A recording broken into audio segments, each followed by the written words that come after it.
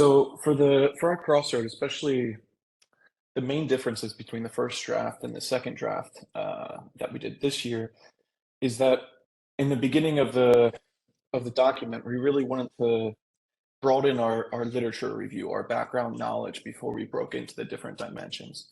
And so we split the Crossroad, we split that beginning into different key terms from the title of our Crossroad.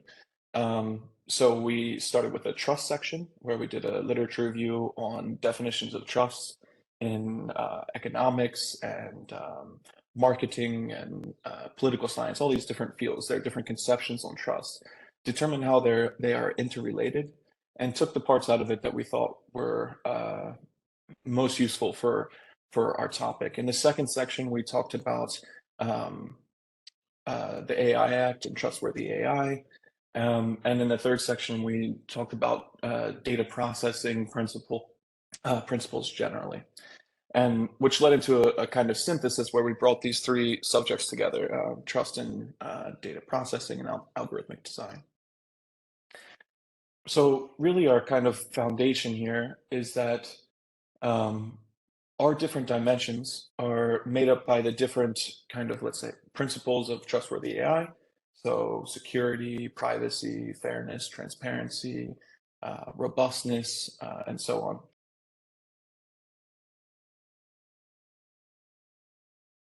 Okay, so our Crossroads 2 is on trust and data processing and algorithm design. And some of the aspects that I'm interested in within that are things like how does the socio-technical aspect of trust come about? Because to use technology, we have to trust it. So I think it's a really interesting and broad a topic.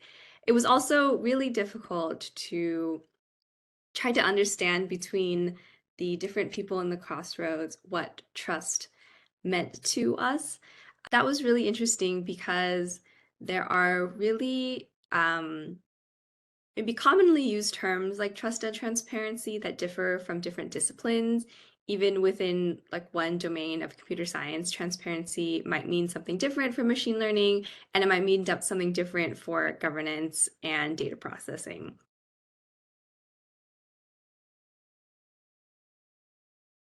The main contribution I have in the second version of the draft in the Crossroad 2 was I tried to to to demonstrate the links between my personal work and the Crossroad, because at the beginning it was just literature review, just the general idea I proposed to the Crossroad, but after I tried to demonstrate how decentralization can modify the problem of trust, or how the quality of the data can help people to produce trustworthy data output. So in the part of on the robustness, I try to explain that people can use the aspect of the quality of the data, monitor the quality of the data, and try to ensure a certain level of the quality of the data to have a robust systems. And in the other part, I try to demonstrate the links between reliability and robustness. So it's about robustness, but about the section of the security. I try to demonstrate that the fact to have many kind of system when processing data by a decentralized data governance, the fact to use different kind of system can raise a problem about security, because systems have not the same structure, the same architecture, and the same security feature. So by using trust model, by using trust communication model, people can achieve and resolve the problem of security in decentralized data processing.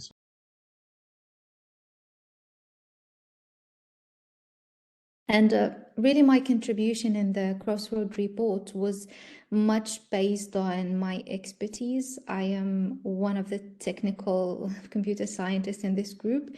So my contributions were mainly to the dimensions of security, privacy, fairness, and also a little bit of transparency.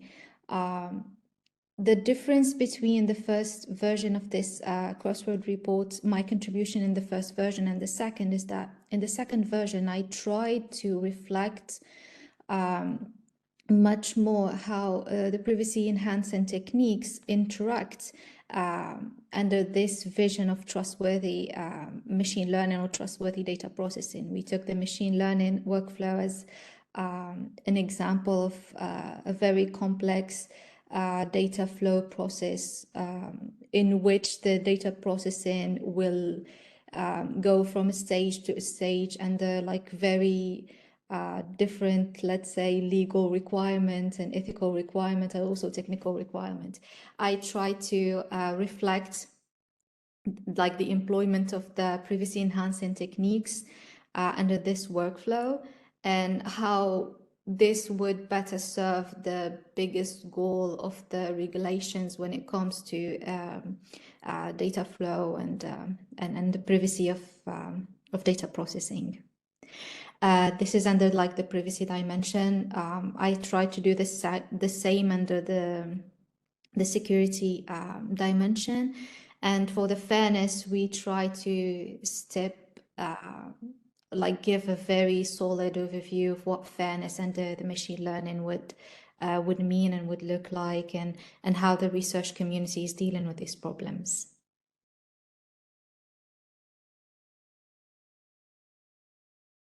There is also a lot of new work on the data governance section because it's such a big topic that we didn't really go into a lot of detail in the first draft. And in the second draft, we really refined it more.